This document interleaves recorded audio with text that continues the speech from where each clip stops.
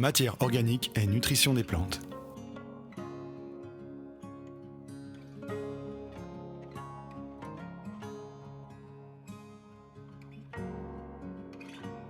L'augmentation de la matière organique dans nos sols va fournir gîte et couvert à toute une microfaune, la chaîne trophique du sol. Nous verrons que cette chaîne trophique joue un rôle crucial dans la nutrition des plantes, mais tout d'abord découvrons ses principaux protagonistes. Commençons par les plus petits membres, les bactéries. Elles jouent un rôle d'avant-poste en décomposant et en dégradant la matière organique, ainsi que la matière minérale pour alimenter leur métabolisme. Elles sécrètent également une colle, un mucilage, qui forme les micro-agrégats du sol et aide à sa structuration. Elles participent également à la fixation de l'azote de manière libre ou symbiotique avec les légumineuses. Elles permettent également de dégrader les molécules des produits phytosanitaires.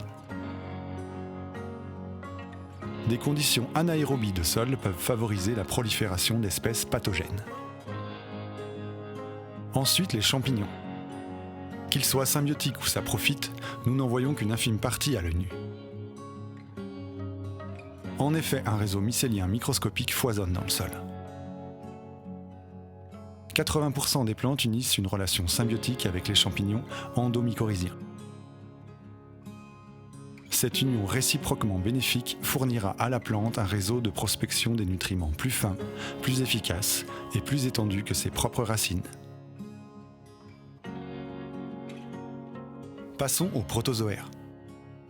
Prédateurs primaires, ils régulent les populations de bactéries et, en les consommant, rendent disponibles aux plantes les nutriments qui les composent. 3 principales familles sont observables. Les amibes,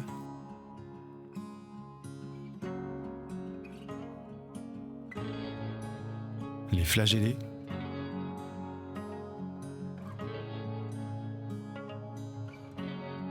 et les ciliés. Une trop grande présence des ciliés indique un sol en anaérobiose.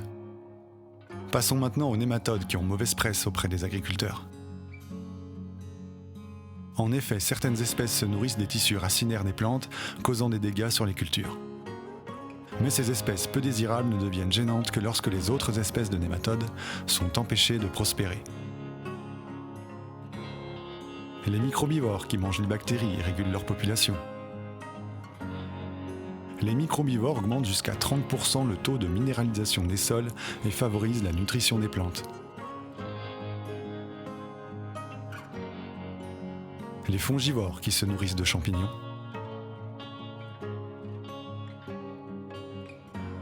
Les nématodes prédatrices qui sont des régulatrices des populations de nématodes et qui se nourrissent notamment des indésirables phytophages.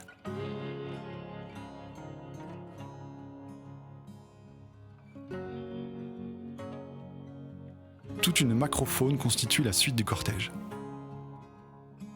Colemboles, acariens, cloportes, carabes, myriapodes, vers de terre. C'est la diversité et la quantité des populations de cette chaîne trophique, ainsi que les relations les unissant, qui va donner accès au stock de nutriments présents dans le sol. Quand vous envoyez un échantillon de sol à un laboratoire, celui-ci va vous donner l'estimation des éléments solubles et facilement échangeables, mais jamais la présence de la totalité des minéraux présents dans le sol. Voici dans ce tableau un exemple des proportions des minéraux présents dans tous les sols du monde. Aucune carence à prévoir. Pour vous donner des ordres de grandeur, ce cercle représente la quantité de minéraux solubles d'un sol et directement accessible aux plantes. Ce cercle représente la quantité de minéraux facilement échangeables dans le sol.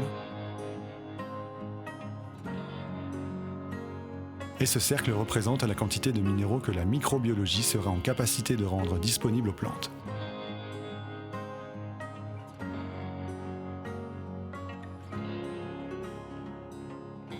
Cela peut facilement nous laisser à penser qu'il n'y a nullement besoin d'ajouter des minéraux à un sol, mais juste de rendre disponibles ceux qui s'y trouvent déjà.